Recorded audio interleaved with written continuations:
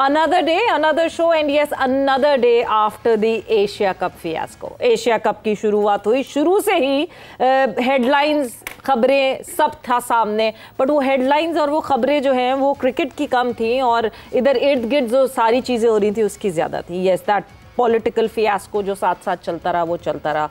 Eventually जब पूरा Asia cup ख़त्म हुआ तो यस, फाइनल जैसे ही ख़त्म हुआ उस पर भी यही सिलसिला सब चलता रहा and it did not and well जिस तरह एंड होना चाहिए था. पाकिस्तान टीम के हवाले से बात करें सो यस, क्रिकेट की अगर बात करें तो कहीं पैचेस में परफॉर्मेंसेस दिखी, मगर जहां परफॉर्मेंसेस नहीं दिखी वहां हमने उसका खमियाजा भुगता एंड रनर अप्स की तरह हमने एंड अप किया इस एशिया कप 2025 में. अभी ये सारा ड्रामा ख़त्म हुआ था कि अब हम अगले एक पड़ाव पे आ गए हैं. Again some of the dramas have started and Pakistan cricket board किसी खबर के बगैर कैसे रहे ऐसा हो नहीं सकता. तो एक तरफ जहां पे स्क्वाड का ऐलान किया गया, पाकिस्तान वर्सेस साउथ अफ्रीका के स्क्वाड का ऐलान हुआ, उसके हवाले से तो हमारी डिटेल में बात होगी, मगर साथ ही साथ जो है थोड़ी ही देर बाद पाकिस्तान क्रिकेट बोर्ड ने एनओसीज होल्ड कर दी. जो प्लेयर्स जो कि इंटरनेशनल लीग्स खेलने जाते हैं उनकी एनओसीज होल्ड कर दी गई हैं. They are making sure of it कि नई जी सस्पेंड नहीं की गई हैं, रिवोक नहीं की गई हैं, होल्ड कर दी गई. क्यों होल्ड की है, क्या वजह है, क्या वजूहत है, इन सारे सिलसिलों पे हमारी डिस्कशन होगी. मैं हूँ सबीरा पाशा और मेरे साथ मौजूद हैं मुकद्दस यासीन, और आज शो के अंदर हम इन्हीं टॉपिक्स के ऊपर बात करेंगे. हमारे साथ स्टूडियो में मौजूद हैं उमर कॉल्सन, स्पोर्ट्स जर्नलिस्ट, और हाफिज इमरान, स्पोर्ट्स जर्नलिस्ट. बिल्कुल जी. सो डिस्कशन का आगाज़ करते हैं. सबसे पहले तो Umar, welcome to the show. और जो जिस तरह एशिया कप का तो जो पूरी कहानी हुई वो तो हम मेरे ख्याल से जैसे जैसे शो आगे बढ़ता जाएगा we'll discuss further about it कि क्या हुआ और क्या नहीं हुआ. But the squad, satisfied with the squad? सबसे पहले तो देखिए, कुछ नए नाम डाले गए हैं और आपकी पिचेस ड्राई हैं, पूरी धूप लगी है, पूरा सीजन आपका देखा है आपने. मौसम भी थोड़ा बारिश रही है मौसम में, लेकिन ओवरऑल आपको ड्राई कंडीशन मिलेंगे. यहाँ पे धूप लगी है, काफ़ी पिचेस जो हैं वो ड्राई हो चुकी हुई हैं. ये कह सकते हैं कि पिचेस फ्रेश हैं और आपको दायरा पाकिस्तान हेविली रिलाय करेगा स्पिन पे, बिकॉज पिछले 1-2 साल से आप देख रहे हैं कि पाकिस्तान ने अपने फोकस को शिफ्ट किया है. बिकॉज आपने बारहा सुना है कोचेस को कहते हुए कि हमारी स्ट्रेंथ पाकिस्तान में रहते हुए स्पिनर्स को खेल के साथ हम लोग. तो पाकिस्तान ने जो बीट किया पिछले 2-3 सालों में टीम्स को, वो स्पिन की बेस पे किया और वो एक फॉर्मूला उनको मिल गया है. तो वो फॉर्मूला ही चलेगा आगे. मेरा नहीं ख्याल कि इसके अलावा गुंजाइश है. आपने एक नया नाम देखा होगा, इसमें आसिफ अफरीदी को डाला गया है. तो ये एक्सपेरिमेंट आपको एक क्लैरिटी दे रहा है. आपको आपका स्क्वाड चीख के बोल रहा है कि हम क्या करने जा रहे हैं. यस, शाहीन की वापसी हुई है, उसको पिछले टेस्ट सीरीज में नहीं खिलाया था, but again Pakistan over rely करेगा स्पिनर्स पे. और बट आपको ये भी देखना पड़ेगा कि आसिफ अफरीदी को भी पता है कि क्या करने जा रहे हैं. बिकॉज जब आप इतने सालों बाद, आपको बार बार कुछ टाइम बाद आप भेज देते हैं डोमेस्टिक में प्लेयर को और फिर भूल जाते हैं एंड देन बुलाते हैं, फिर भेज देते हैं, फिर बुलाते हैं, तो उनको भी पता है कि क्या हो रहा है. देखिए, he is pretty much experience player. कि एज वाइज भी देखें, उनके क्रिकेट की बात करें तो ही इज वेरी मच. आपको याद होगा लाहौर कलंदर से उन्होंने रिसेंटली सीजन भी खेला था, जबकि लोग उनको बिल्कुल आउटराइट कर रहे थे कि यार ये बंदा जो है इस फॉर्मेट में क्या करेगा. But again he is sensible bowler, उसको पता है क्या करना है और वो हर फॉर्मेट में अपने आप को अडेप्ट कर सकता है. क्योंकि जो एक्सपीरियंस है उसका निमो बदल कोई भी नहीं होता. आप जितनी मर्जी आप बात कर ले, लेकिन ही इज एक्सपीरियंस का है. अब आई डोंट नो, बिकॉज ये 18 का स्क्वाड अनाउंस किया है, में 3 लोग बाहर निकलेंगे, 15 का स्क्वाड फाइनली आगे जाएगा. तो कौन 3 नाम निकलेंगे, मेरा ही नहीं ख्याल कि वो आसिफ अफरीदी आगे जाएगा. बट आपका जो ओवर रिलायंस होगा, वो आपका जो बेंच है वो नुमान अली और साजिद खान ही खेलते नजर आते हैं. बिकॉज यही है पाकिस्तान ने पिछली दफ़ा उनको किया. आप एकदम से बाहर तो नहीं करेंगे प्लेयर को, एकदम एक्सपेरिमेंट ही करेंगे. यस, आपकी बैटिंग ऑर्डर में शायद थोड़ा बहुत ऊपर नीचे करने को मिले, बट अगेन वही फॉर्मूला है. पाकिस्तान को यही सक्सेस मिली थी, यही एक चीज़ है जिसको पाकिस्तान को लेके चलना है. कोई ज़रूरत नहीं एक्सपेरिमेंट करने की. और आप बात करें, काफ़ी अर्से के बाद टेस्ट मैच खेल रहे हैं पाकिस्तान को, ये एक प्रॉब्लम हो सकती है कि पाकिस्तान अडेप्ट कितनी जल्दी करता है अपने आप को, अपनी रस्टीनेस को कैसे ये प्लेयर सारे खत्म करेगा. बिकॉज एक बहुत बड़ा गैप आया और इस बहुत बड़े गैप के बाद जो है वापस हम टेस्ट क्रिकेट जो है वो खेल रहे हैं. टेस्ट स्क्वाड पे नज़र डाल लेते हैं, कौन कौन से लड़के जो हैं वो आपको टेस्ट स्क्वाड में दिख रहे हैं, क्या आपको पिछले टेस्ट स्क्वाड से चेंजेस दिख रहे हैं. सो टेस्ट स्क्वाड आपके सामने स्क्रीन पर. Shan Masood is captaining the side, Aamir Jamal है, अब्दुल्ला शफीक, अबरार अहमद, आसिफ अफरीदी, बाबर आजम, फैसल अकरम, Hasan Ali, Imamul Haq, Kamran Ghulam, Khurram Shahzad, Mohammad Rizwan, Noman Ali, Rohail Nazir, Sajid Khan, Salman Ali Agha, Saud Shakeel and Shaheen Shah Afridi. So yes Hafeez, 3 तो लड़के खैर इससे निकल जाएंगे, बट इस वक्त आप क्या इससे अंडरस्टैंड कर रहे हैं? नसीम शाह अनफिट है. नसीम शाह इंतजार करवा रहे हैं, वर्कलोड मैनेज कर रहे हैं हाफिज साहब. वो CPL खेल रहे थे अभी. हाँ, वो वर्कलोड वहाँ वर्क कम होता है. मीर हमजा अनफिट है कहीं? वो भी नहीं.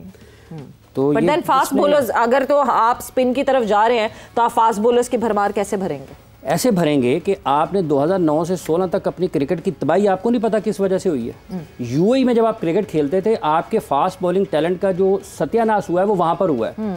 आप होम कंडीशंस में बैलेंस क्यों नहीं करते अपनी टीम को? आपने एक मरतबा स्पिन हैवी पिचेस बना ली, तो क्या उसके बाद आपको फ़ायदा क्या हुआ उसका? आप वेस्ट इंडीज़ के खिलाफ भी एक टेस्ट हारे हैं उन्हीं पिचेस के ऊपर। आप अच्छी पिचेस क्यों नहीं बनाते जहां पर फास्ट बॉलर्स आपके वो भी परफॉर्म करने के लिए उनके पास भी कुछ हो, आपके स्पिनर्स के पास भी कुछ हो, आपके बैटर्स के पास भी कुछ हो? क्या क्रिकेट सिर्फ इसलिए करवाई जाती है पाकिस्तान में, होम सीरीज सिर्फ इसलिए होती है कि हमने ये वाली सीरीज जीतनी है? आपने अपने मुस्तकबिल को भी बेहतर बनाना है। तो दुबई में जो पाकिस्तान की क्रिकेट के साथ हुआ, उसी नक्शे कदम पर, तबाही के सफ़र पर हम अपने मुल्क में भी चलेंगे तो क्रिकेट आपकी बेहतर नहीं होगी। क्या कसूर है नसीम शाह का और मीर हमजा का? उनको क्यों टीम से बाहर, इस स्क्वाड से क्यों बाहर हैं? वो कैसे बाहर होते हैं इससे? और आप किस अंदाज से ये सारे 18 खिलाड़ियों का आपने ऐलान कर दिया है और आप कहेंगे जी हम स्पिन हैवी पिचेस के ऊपर जाएंगे? तो ठीक है, जैसे ये कर रहे हैं देख लें। वो अली ज़रियाब आसिफ ने भी काफ़ी रन्स किए हैं, वो कहाँ पे है? कहाँ पे हैं खिलाड़ी वो सारे के सारे? अगर ये, क्या ये परफॉर्मेंस बेस्ड हैं? क्या ये कंडीशन बेस्ड आपने टीम सेलेक्ट की है? आपका विजन इसमें क्या है कि आपने मुस्तकबिल में कहाँ पर क्रिकेट खेलनी है? ये जितनी भी फैसले इस वक्त सिलेक्शन कमेटी कर रही है, इस टीम को देखते हुए भी ये कहीं भी इसमें मुस्तकबिल नहीं है। क्या 1 साल के बाद नुमान अली नहीं होगा टीम में पाकिस्तान की? क्या होगा? साजिद खान 1.5 साल में अगर उनका इंटरनेशनल क्रिकेट करियर ख़त्म हो जाता है, क्या फ्यूचर आपका? क्या आपके पास उतने तैयार स्पिनर्स हैं कि आप फौरी तौर पर दोबारा यही पिचेस बनाएंगे और आप कहेंगे हम मैचेस जीतना शुरू कर देंगे? नहीं, बट तैयारी तो डोमेस्टिक लेवल पे होगी ना, तैयारी तो एक सीरीज में तो नहीं होगी। और होम एडवांटेज की जब बात करते हैं, Umar, I will come back to you. हर मुल्क हमें होम एडवांटेज उठाता हुआ दिखता है। हमने मुल्कों में रैंक टर्नर्स देखे हैं, हमने इंडिया में रैंक टर्नर्स देखे हैं कि रैंक टर्नर पे वो दूसरी टीम्स को फंसाते हैं। बांग्लादेश में आपको अच्छा, वो सारी दुनिया में भी फिर क्रिकेट जीतते हैं ना, क्योंकि उनका डोमेस्टिक तेज है, उनका डोमेस्टिक। तो वो मैंने तो नहीं करना ना डोमेस्टिक की, इंटरनेशनल की। तो ये जिन्होंने टीम सिलेक्ट की है, जिन्होंने टीम सिलेक्ट की है, वही डोमेस्टिक के भी जिम्मेदार हैं। तो ये उन्हीं से सवाल है, उन्होंने करना तयन इन चीज़ों का। देखिए, ये बिल्कुल आपकी जो पॉइंट्स हैं, I mean can't disagree with those, valid point है वो, उस पर कोई दूसरी राय नहीं बनती। लेकिन पाकिस्तान इतना आइडियल कंट्री नहीं है जहाँ पे आप ये बातें करते हैं और आप समझते हैं कि ये लोग इस तरह सोचते हैं। एक तरीका वो जो आप सोच रहे हैं, एक तरीका वो जो वो सोच के वो टीम को पिक कर रहे हैं। वो अच्छा, ये जो तरीके से ये सोच रहे हैं, इस सोच से क्रिकेट ऊपर गई है, नीचे आई है? ऊपर जाने की तो बात ही नहीं, ऊपर तो आ ही नहीं रही।